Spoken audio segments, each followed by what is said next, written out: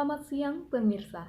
Berjumpa lagi dengan saya Septrianiza dalam acara Liputan 8 Terkini edisi Rabu 27 April 2022 untuk mengabarkan berita-berita yang teraktual dan terpercaya yang kami rangkum dalam Liputan 8 Terkini siang ini. Pembangunan nasional merupakan rangkaian kegiatan yang meliputi seluruh kehidupan masyarakat bangsa dan negara untuk melaksanakan tugas sebagaimana yang diamanatkan dalam Undang-Undang Dasar 1945. Indonesia yang termasuk salah satu negara yang memiliki sumber daya alam yang melimpah dengan tingkat pertumbuhan penduduk yang tinggi. Seperti yang kita ketahui, pembangunan di Indonesia masih belum mencerminkan keadaan layaknya negara kaya dan makmur. Sampai saat ini pun pembangunan masih berkonsentrasi di daerah pusat, meskipun keadaan seperti ini sangatlah jauh dari apa yang dicita-citakan dalam tujuan dari Wacana Nasional Indonesia mengenai usaha-usaha untuk pemerataan pembangunan. Oleh karenanya, timbullah perspektif di kalangan masyarakat yang merasakan adanya ketimpangan pembangunan, khususnya di daerah desa terpencil. Untuk itu, mari kita bersama mendengarkan rekan saya di lapangan yang mewawancarai narasumber dari kalangan masyarakat untuk melihat pandangan mereka terhadap permasalahan ini. Kepada Saudari Michelle, saya persilakan. Baik, terima kasih kepada Septi yang ada di studio. Selamat siang, Anda menyaksikan Liputan 8 Terkini. Saya Michelle Clara Sindabariba melaporkan langsung dari Komplek Bina Warga Rajawati, Jakarta Selatan. Saya dapat melaporkan bahwa suasana di Komplek Perumahan Bina Warga dalam keadaan tenang dan terdapat beberapa warga yang sedang melakukan beberapa aktivitas seperti membersihkan selokan di sekitar komplek. Permisi, boleh saya minta waktunya sebentar untuk melakukan wawancara? Iya, boleh. Selaku masyarakat kota, bagaimana tanggapan Anda mengenai adanya ketidakmerataan pembangunan yang ada di Indonesia, khususnya di daerah pedesaan yang terpencil? Pertanyaannya bagus sekali. Sebelumnya di sini saya mewakili masyarakat perkotaan yang pembangunannya lebih pesat dibandingkan di pedesaan. Kami di sini hanyalah menikmati fasilitas yang diberikan oleh pemerintah kepada kami. Selain itu, ketimpangan pembangunan antara kota dan desa bukankah terjadi pada saat perekonomian Indonesia sedang tinggi? Lalu, dilihat dari keperluannya, bukankah kami sebagai masyarakat kota lebih membutuhkan pembangunan yang lebih pesat dibandingkan di pedesaan? Dilihat dari ekonomi, kesehatan, dan pemerintahan yang terjadi dan berpusat di perkotaan. Selain itu, bukankah masyarakat kita sekarang cenderung lebih metropolitan? Dilihat dari banyaknya masyarakat dari pedesaan yang pindah ke perkotaan. Dan itu juga didukung oleh data pada tahun 2015 di mana 53,3% masyarakat pindah ke kota. Jadi, menurut saya ya sah-sah saja apabila pembangunan di perkotaan lebih pesat dibandingkan di pedesaan. Karena memang lebih dibutuhkan pembangunan di perkotaan dibandingkan di pedesaan. Baik Ibu, terima kasih. Pemirsa, setelah mendengarkan jawaban dari Ibu tersebut, bahwa ketimpangan pemerataan memang tidak begitu dirasakan oleh masyarakat yang tinggal di daerah perkotaan. Disebabkan karena segala kebutuhan hidup mereka relatif lebih mudah untuk didapatkan, serta pelayanan kesehatan dan pendidikan yang tersebar di mana-mana. Saya kembalikan ke studio. Setelah kita melihat perbincangan antara narasumber dan reporter di lingkungan perkotaan, selanjutnya kita akan mendengarkan pandangan dari orang-orang yang merasakan adanya ketimpangan. Saudari Michelle, saya persilakan. Baik, kembali lagi kepada saya Michelle Clara Sindabariba. Di sini saya tengah berada di daerah desa, lalu saya akan mewawancarai beberapa orang mengenai pendapatnya. Permisi Ibu, boleh saya meminjam waktu Anda sebentar? Oh, tentu boleh. Sebagai orang yang tinggal di desa terpencil, apakah Ibu merasakan adanya ketimpangan di sini? Dan apa tanggapan Ibu mengenai hal tersebut? Terlebih lagi pemerintah hanya memfokuskan pembangunan di daerah perkotaan saja. Saya sebagai masyarakat desa yang merasakan langsung kehidupan di daerah di sini sangatlah merasakan adanya ketidakmerataannya di desa. Saya melihat acara-acara di televisi dan melihat perkotaan secara nyata, ternyata sangat begitu pesat dibandingkan di daerah desa. Di sini kami sekolah saja harus menempuh perjalanan yang sangat-sangat jauh agar anak-anak bisa sekolah. Bahkan jalan yang dilintasi pun sangat tidak layak untuk dilewati. Apakah ada yang ingin Ibu sampaikan kepada pemerintah agar hati mereka tergerak untuk mengatasi permasalahan ini?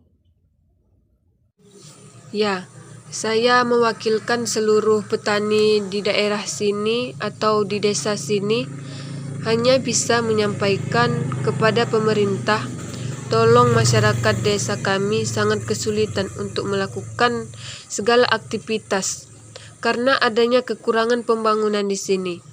Alangkah baiknya jika tidak hanya memfokuskan pembangunan kota, tetapi juga menoleh ke arah kami agar seluruh masyarakat Indonesia sejahtera. Dilihat dari masyarakat di sini, sangat mengharapkan adanya pemerintah untuk melakukan pembangunan berkelanjutan agar masyarakat desa juga merasakan kesejahteraan. Baik itu saja dari saya kembalikan kepada Septi di studio. Pemirsa, ternyata pembangunan yang merata sangat diperlukan agarnya tercipta masyarakat yang makmur dan sejahtera. Setelah mendengarkan keluhan dari masyarakat desa, kita akan mendengarkan bagaimana tanggapan dari Agent of Change negara ini mengenai permasalahan yang dihadapi.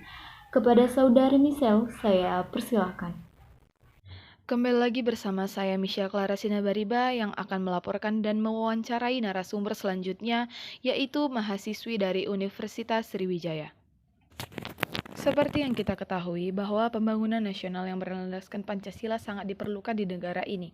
Melihat berbagai permasalahan yang timbul akhir-akhir ini mengenai ketimbangan antara pembangunan di desa dan perkotaan, bagaimana Anda menanggapi hal tersebut? Baik, mengenai tanggapan saya, seperti yang kita ketahui, pembangunan nasional ini merupakan upaya untuk meningkatkan seluruh aspek kehidupan masyarakat, bangsa, dan negara, sekaligus merupakan proses pembangunan keseluruhan sistem penyelenggaraan negara untuk mewujudkan tujuan nasional, yang mana tujuan nasional ini tercantum pada Undang-Undang Dasar 1945, yang mencakup mencerdaskan kehidupan bangsa, melindungi seluruh tumpah darah Indonesia, dan berperan serta dalam mewujudkan perdamaian. Tentunya semua pihak memiliki andil dalam pembangunan nasional, bukan hanya pihak-pihak tertentu saja. Kita juga sebagai masyarakat bukannya malah saling menjelekkan satu sama lain karena adanya ketimpangan ini, melainkan kita harus melakukan kontribusi penuh dan mendukung pemerintah dalam upaya melakukan pembangunan. Kami juga sebagai mahasiswa akan berusaha untuk menyampaikan aspirasi dari berbagai kalangan masyarakat agar pemerataan pembangunan bisa berjalan dengan baik dan sesuai dengan yang kita harapkan. Terima kasih atas tanggapannya. Mahasiswa memang sebagai penyumbang lidah rakyat diperlukan juga andilnya dalam permasalahan yang dihadapi agar tidak tercipta kesenjangan antara masyarakat desa maupun kota.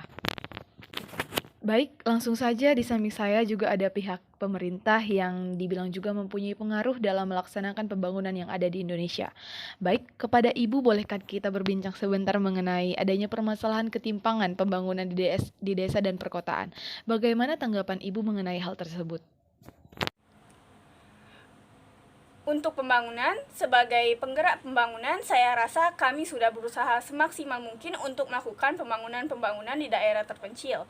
Bahkan, ada banyak sekali program-program yang sudah kami canangkan untuk menunjang proses pembangunan ini. Contohnya saja seperti Kampus Merdeka, yang mana mahasiswa kami berikan kesempatan untuk mengajar di desa-desa terpencil guna meningkatkan kualitas pendidikan yang ada di sana. Dan untuk di bidang kesehatan ada yang namanya Mentari untuk Timur, di mana kami sediakan posko-posko layanan kesehatan untuk masyarakat. Nah, program-program ini saya rasa sudah cukup menjawab pertanyaan dari masyarakat yang menganggap bahwa kami pemerintah tidak menaruh perhatian terhadap mereka. Memang untuk beberapa wilayah masih sangat sulit dijangkau, tapi kami sebagai pemerintah akan berusaha semaksimal mungkin untuk mewujudkan pembangunan yang berkeadilan. Baik Ibu, terima kasih atas tanggapannya. Selanjutnya saya kembalikan kepada Septi yang berada di studio. Kita telah mendengarkan berbagai perspektif mengenai permasalahan yang dihadapi berupa ketidakmerataan pembangunan yang ada di Indonesia. Sekian berita yang dapat kami sampaikan hari ini. Saya, Septrianiza, pembawa acara Liputan 8 terkini siang ini mengucapkan terima kasih dan sampai jumpa pada waktu dan acara yang sama esok hari. Selamat siang.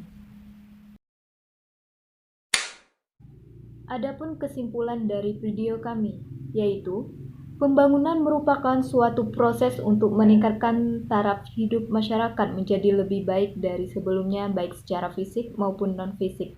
Berbagai pembangunan dari segi fisik maupun non-fisik sehendaknya dilakukan secara merata baik itu di perkotaan maupun di pedesaan. Sangat diperlukan langkah strategis guna menciptakan penyeimbangan pembangunan desa dan kota.